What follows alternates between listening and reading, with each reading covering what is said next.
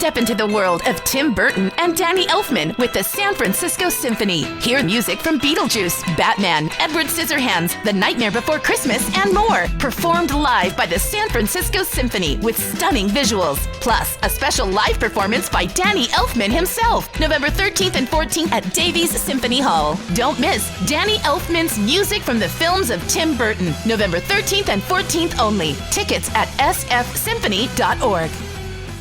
Night had always suited him better. It had been a long day.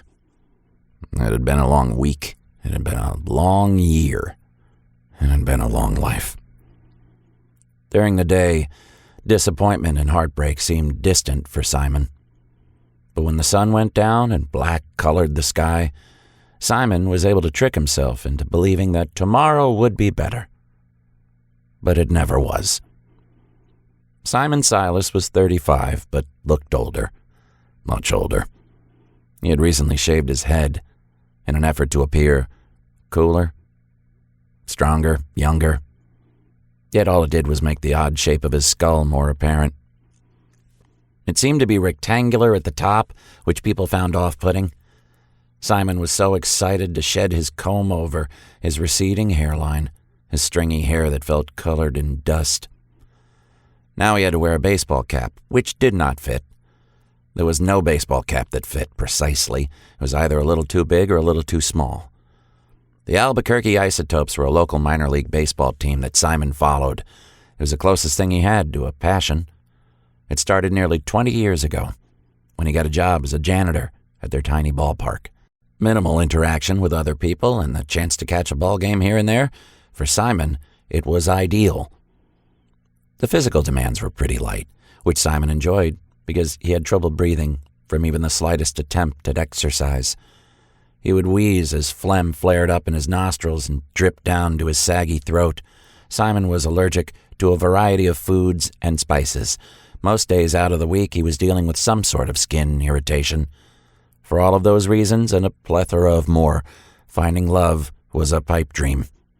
In Simon's mind, his best shot at romance was at Dive 66.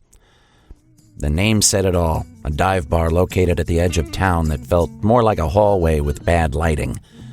It had been there for as long as Simon could remember, going all the way back to when Simon would have to drop cigarettes off to his father when he was too poor to afford more. There was no mother to help out, never had been. She died giving birth to Simon, which his father would bring up from time to time when the bottle had gotten the best of him. Simon would drive his father home starting at the ripe age of 13, when the bartender would call his home and tell Simon that his father had passed out again at the bar. Both father and son saw the other as a burden, a weight on each other's shoulders that was covered in needles, sucking the life and blood from the other's skin. For the past 5 years, it had just been Simon. He had taken over the bar stool, which had previously belonged to his father. It was almost unheard of for a woman to hang out at Dive 66. In the off chance they did appear, they were taken by one of the locals. Still, Simon thought this was his way of getting out there, of trying to find the one. He did have a girlfriend once, in 9th grade, the most beautiful girl in school, Ashley Maloney, the apple of every boy's eye. So how did it happen? How did the least sought-after boy attract the most sought-after girl? Because she lost a bet. The loss required her to act as Simon's girlfriend for one whole day. No kissing? She'd rather die, she said, but she had to at least hold his hand between classes and eat lunch with him. Simon knew. Simon knew the whole time that it was a joke. She thought it would be less cruel not to lie. So she told him right away that she had lost this bet and now she has to be his girlfriend until school ends. If you try to kiss me, I'll kill you. That's what Ashley told Simon while holding hands for the first time as they walked down the hall. Everyone laughed at them. Ashley held her free hand above her face, trying to hide. Simon just stared at the floor. She let go as soon as she got to her next class. All of her friends could not stop giggling. Chet Stevenson, Ashley's real boyfriend, gave Simon a hard slap on the shoulder and told him not to get fresh with his girl. Right as Chet was giving Simon this little pep talk, one of Chet's friends took Simon's pants and pulled them down so everyone could see his dirty underwear. Simon just stood there. He didn't pull them up. As all the kids laughed and went to class, Chet and his friends stayed, waiting for him to fix his appearance. But Simon never did. After a couple minutes, the hallway became empty, except for Simon. Finally, when he was alone, he pulled his pants up and walked out of the school. It was the last time he ever went. That was the same day he got a job at the ballpark. It was also the last time Simon Silas would ever believe in heaven. Hell, on the other hand, that was starting to take shape.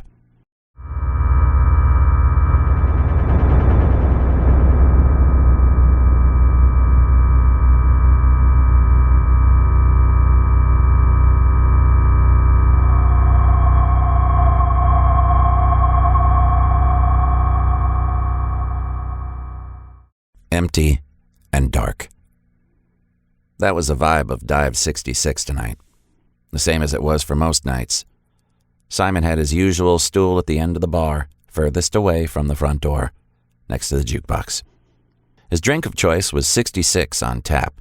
The bartender, Lou, was the closest thing Simon had to a friend. Lou had served Simon's father. If anyone had sympathy for Simon, it was Lou.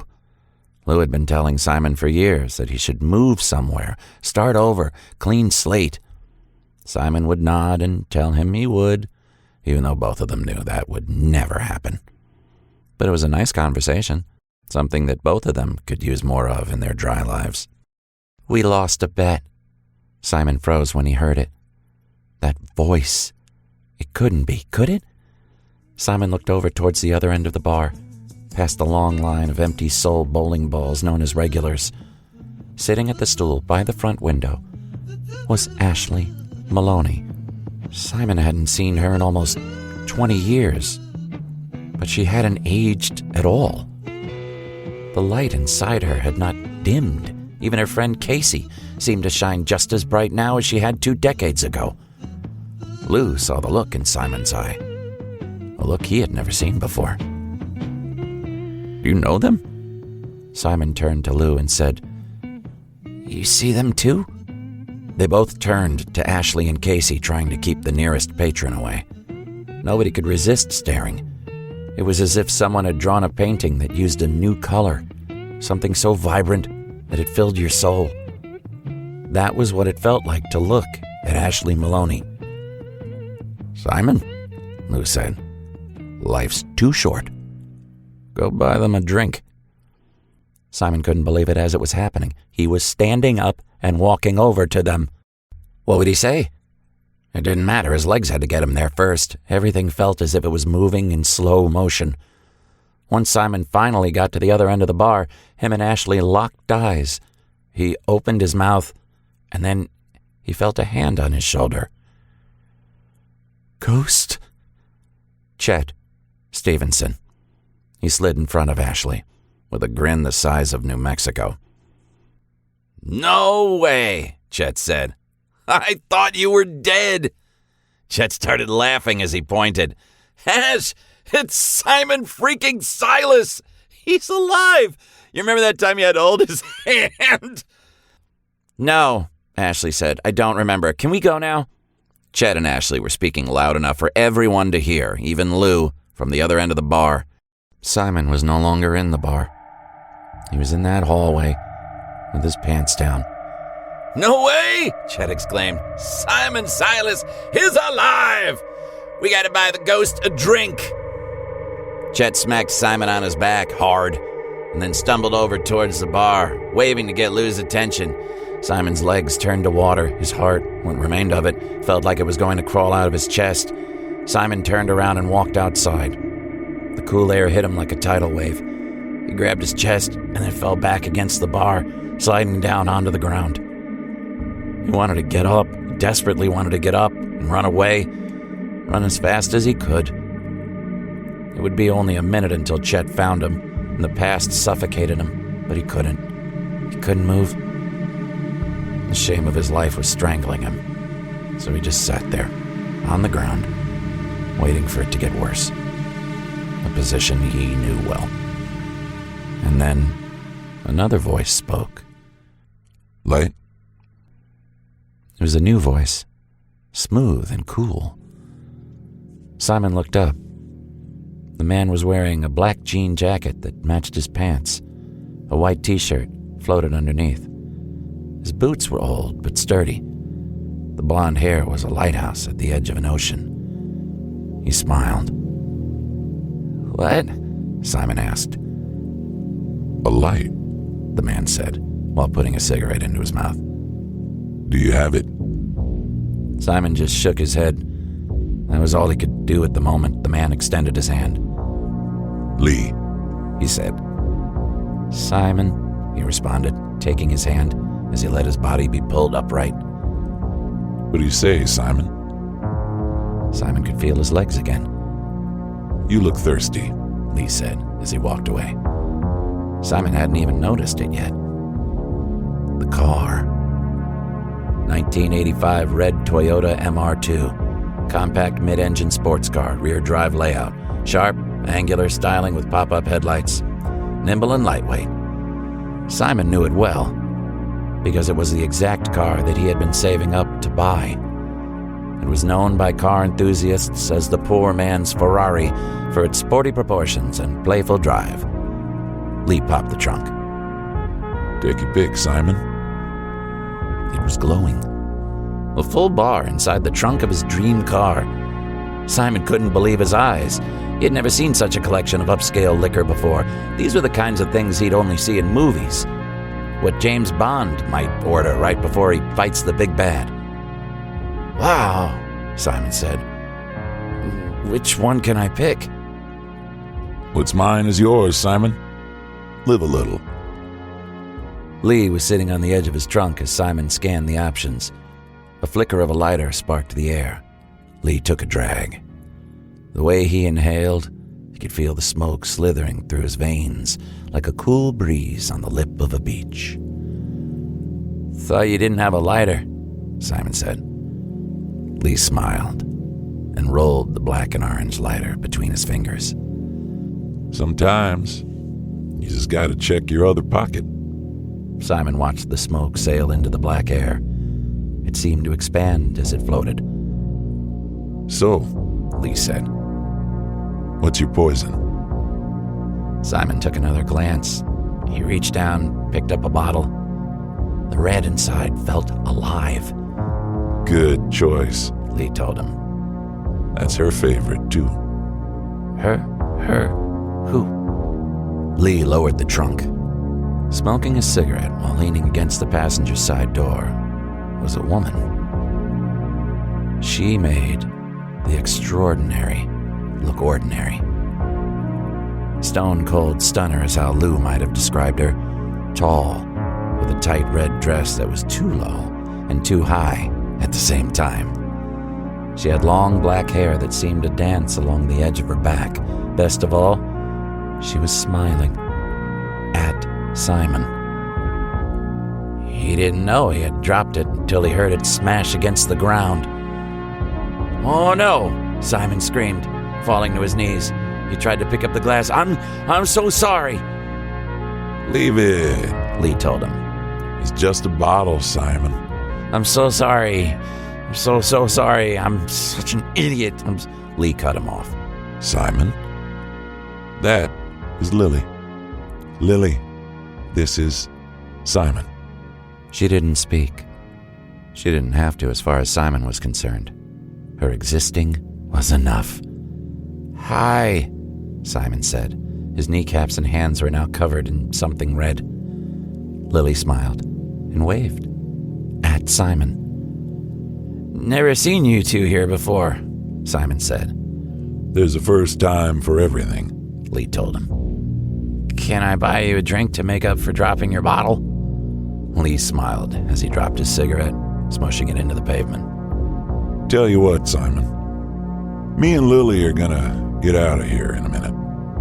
Lily has a penchant for dancing, and I've got a penchant for giving Lily what she wants. How about you come with us? Me? Simon said. This is your town, isn't it?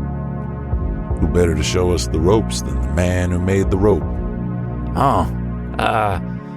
Well, sure. Yeah, that'd be great. Thanks.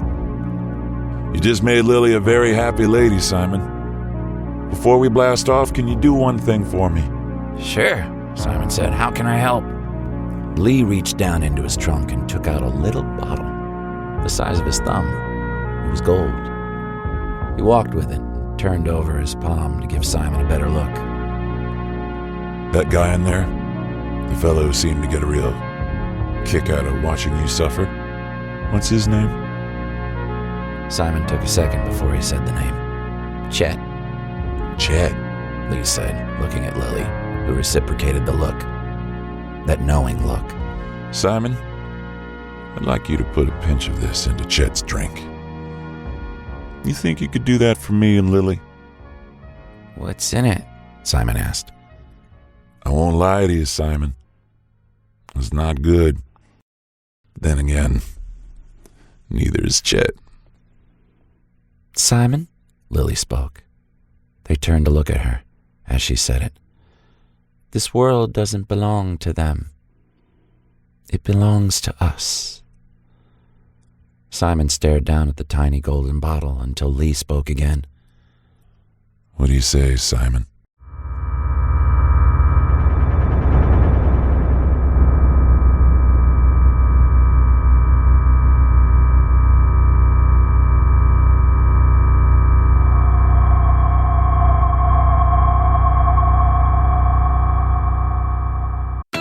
Step into the world of Tim Burton and Danny Elfman with the San Francisco Symphony. Hear music from Beetlejuice, Batman, Edward Scissorhands, The Nightmare Before Christmas, and more. Performed live by the San Francisco Symphony with stunning visuals. Plus, a special live performance by Danny Elfman himself, November 13th and 14th at Davies Symphony Hall. Don't miss Danny Elfman's music from the films of Tim Burton, November 13th and 14th only. Tickets at sfsymphony.org. The song didn't fit the setting. Clearly it was Chet's pick. He was standing by the jukebox along with Ashley and Casey. They were vying for his attention, trying to get him to leave. But he was having too much fun, making everyone around him feel small, including Lou. What time did the cockroaches come out and play, bartender? Chet laughed. Nobody made Chet laugh harder than Chet. Simon, the ghost has returned! We thought you vanished again. Where'd you go, Simon? Bought you a drink, and then I thought you left, so I drank it.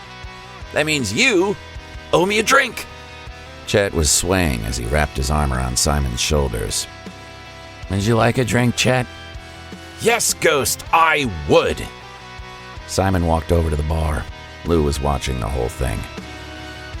You okay, Simon? He asked. 166, Simon told Lou. Lou nodded and then poured the beer. Chet was singing loudly to the song he picked. Simon looked down at his hand, his perfectly still hand. As he held Chet's glass below the bar with his left hand and dumped some of Lee's drink into the glass with his right hand, he turned and held it out to Chet, who took it proudly and loudly. Ghost!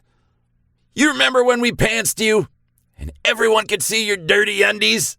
Chet was laughing as he put the glass to his lips and sipped. It happened so quick. For everyone else. For Simon. Time slowed down. First, Chet's eyes started to bleed. Then his head started to shake. Next, his mouth started to drip. After that, Ashley and Casey were screaming. Chet fell to the floor. He was clutching at his own throat. His body was convulsing like a broken motor. Lou hopped over the bar, bending down to try to see what was wrong. Other patrons started to stand nearby, crisscrossing solutions. Chet's nose was gushing some sort of black ooze that seemed to swallow his entire face. Simon turned and walked for the door. As soon as his feet hit the pavement, he turned. Exhaust fumes were twisting into the air. Lee turned from the driver's side window, smiled, and said, "Get in, Simon. The night's just getting started."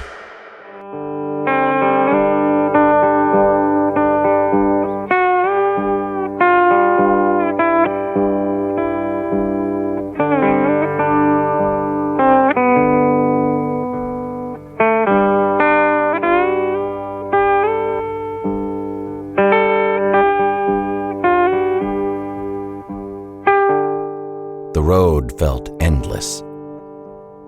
Simon was sitting in the front seat as Lily sat in the back, softly swaying back and forth. Her body seemed to move perfectly in rhythm to the song being played out of Lee's speaker. "Feel better, Simon?" "Yeah," Simon told Lee. "I do." Karma isn't cosmic, Simon. A lot of people think it is, but it's not. We have more control than we think we do. Sometimes we just need to roll up our sleeves and balance the scales. Simon nodded. He didn't know what that meant, but he felt good. Alive. More alive than he had felt in a long time. It was the most life he had felt inside of his bones since that night his father died. And Simon started to feel free. "Where are you guys from?" Simon asked. Lee's smile was back in full force. "If I told you, Simon, you wouldn't believe me." They drove past the nearest exit on this long stretch of empty road. Simon tried to speak. "That was the turn if we wanted to go to the..." Simon felt Lily's hand caress his neck. So soft, so warm, so familiar. Lee lowered the volume. "You mind if I tell you a little story, Simon?" "Not at all," Simon said. Long ago, in the first age of men, death was wild, ungoverned. Souls were torn from bodies without mercy. Storms of plague swept across kingdoms. No one could predict when their time would come. The gods, moved by the pleas of mortals, agreed to contain death, not to stop it, but to make it just. They summoned the Harbinger, a spirit of order born from shadow and silence, and bound it in a tower of bone and silver beneath the roots of the world. There, it would sleep until the balance of life and death was once again disturbed. The key to its prison was sealed in 3 parts, one buried at sea, one swallowed by the earth, and one burned into the sky. So long as the pieces remained apart, the Harbinger slept, and death came quietly in its time. But men forgot the pact. Centuries passed and war reshaped the land. Greedy kings searched for ways to live forever. Sorcerers summoned spirits best left in darkness. In the Age of Iron, a cult known as the Dawnless Eye recovered the 3 keys, believing they could command the Harbinger and bend death to their will. They descended into the deep earth, chanting in lost tongues, and broke the seal. The moment the prison opened, the sky dimmed, crops withered, children were born without breath. The Harbinger had awakened, not angry, but purposeful. Its lantern flared with blue fire, and it walked the world again, not to kill, but to fulfill the deaths that had been denied for too long.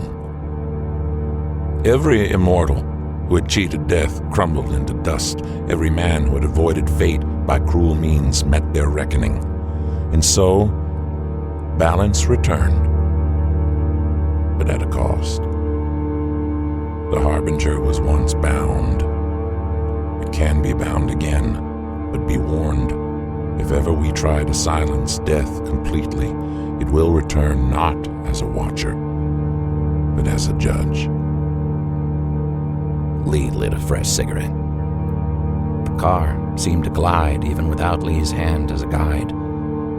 He took a drag and then handed it over to Simon, who took it and inhaled. You know why I like you, Simon? Why? Simon asked. Lee turned to him. His eyes breathed fire. Because, Simon, the night suits you.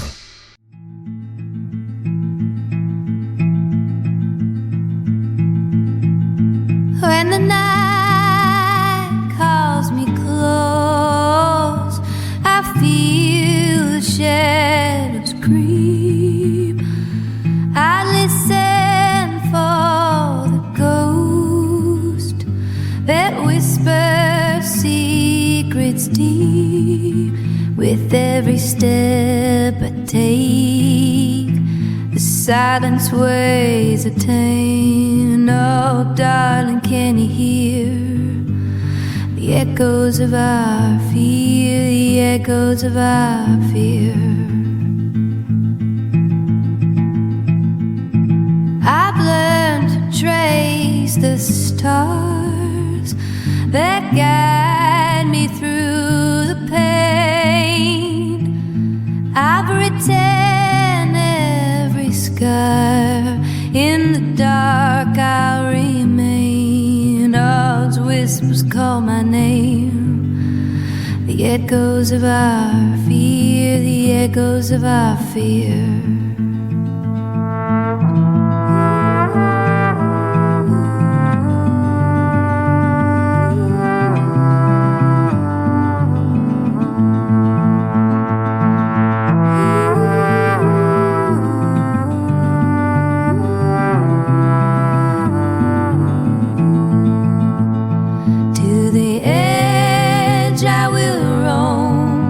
Where shadows find their home.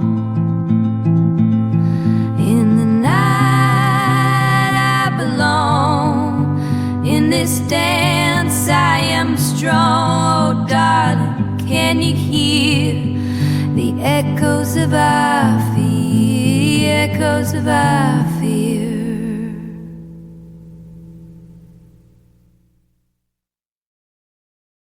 Coming at you live from Auto Trader, here's New Car Energy. They're searching inventory. You can make a budget for your wallet to help you succeed. It's smarter car shopping just for Find you. your next ride at autotrader.com. Powered by Auto Intelligence.